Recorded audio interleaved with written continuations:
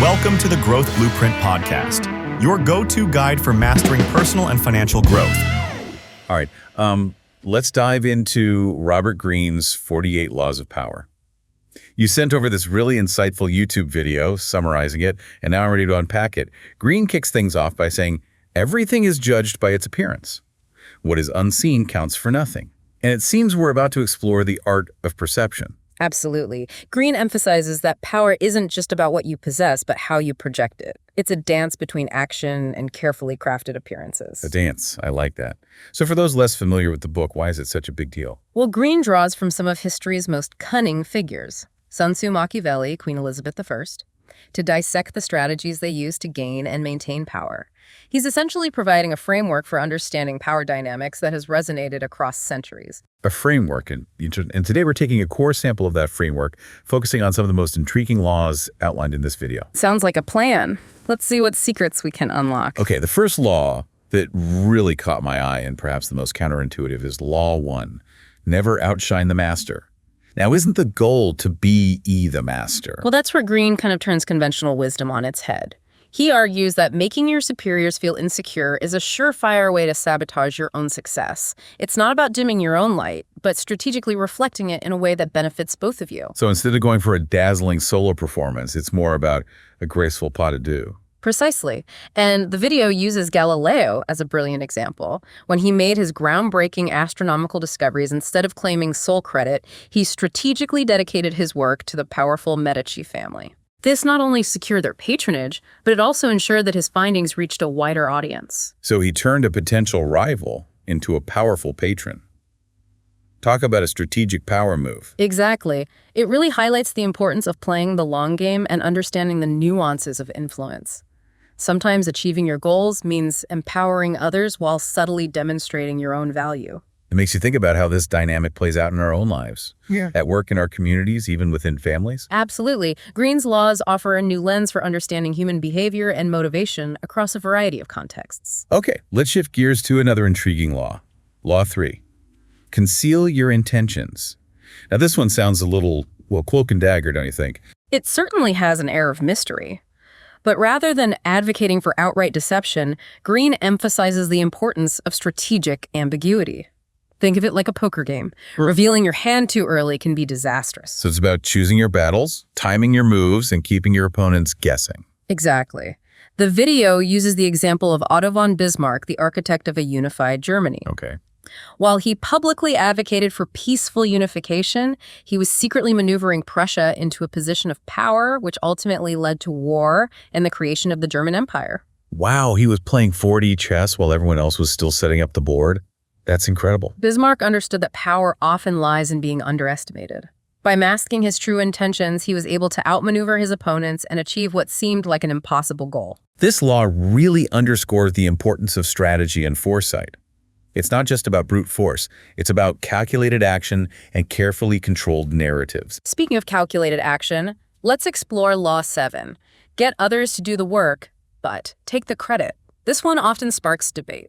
It does sound a tad Machiavellian, doesn't it? Yeah. But how does this play out in the context of leadership and delegation? Is Greene suggesting we become credit-stealing masterminds? Not quite. It's more nuanced than that. This law emphasizes recognizing your own strengths and leveraging the skills of others. It's about being the architect of a project, assembling the right team, and guiding them towards a shared goal. So less about taking credit and more about orchestrating success. That's a great way to put it. Think of a conductor leading an orchestra.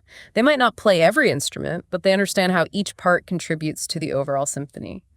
This law is about having that level of awareness and direction when it comes to managing people and projects. So it's about harnessing that collective talent and driving towards a shared vision. It makes you think about all the successful collaborations throughout history, how behind every great achievement, there's often a team of individuals working in concert. Precisely. And a skilled leader understands how to motivate and inspire those around them, recognizing that shared success is ultimately more powerful than individual glory. It's about fostering that win-win scenario. Okay. Let's shift focus to a law that resonates deeply with me. Law 10, infection. Avoid the unhappy and unlucky. I'm a firm believer in surrounding yourself with positive influences. Yeah, it's like that saying, you are the average of the 5 people you spend the most time with. And Green takes this idea a step further, arguing that negative emotions can be as contagious as any virus, potentially hindering our own growth and well-being. And it's so easy to get caught up in other people's negativity, especially in today's hyper-connected world where we're constantly bombarded with information. Exactly. This law reminds us that we have a choice in who and what we allow to influence our thoughts and emotions. It's not about being insensitive to those who are struggling, but recognizing that prioritizing our own well-being is essential for achieving our goals. It's about setting healthy boundaries and cultivating an environment where we can thrive. This leads perfectly into another law that feels incredibly relevant in today's digital age. Law 16. Use absence to increase respect and honor. I immediately thought about our online personas and how sometimes less is more. Absolutely. This law speaks to the power of scarcity. Think about it. What we perceive as rare or difficult to obtain automatically holds more allure. By strategically managing our availability, whether online or in person, we create an aura of intrigue and desirability. It's like that old saying, familiarity breeds contempt. The more accessible we are, the more predictable we become. Exactly. By holding back, choosing our moments to engage, we maintain an air of mystery and influence. The video even connects this back to power dynamics, suggesting that mastering the art of absence can give us a subtle but powerful edge in our interactions. It's about knowing when to step into the spotlight and when to strategically retreat, leaving others wanting more. Okay? Ready for a law that feels a little risky, perhaps even a tad manipulative. Let's hear it. Green certainly doesn't shy away from the more punning aspects of power dynamics. He definitely doesn't. Law 21, play a sucker to catch a sucker. This one seems straight out of a psychological thriller. It does have a certain intrigue, doesn't it?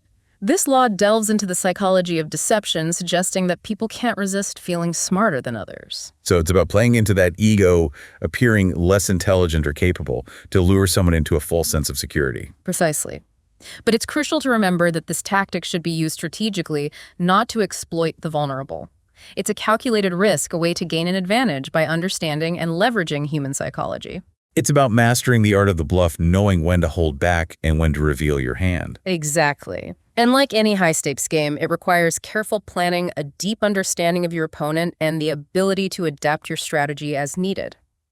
Let's lighten the mood with a law that's a little less about deception and a bit more about, well, dreaming big. Law 32.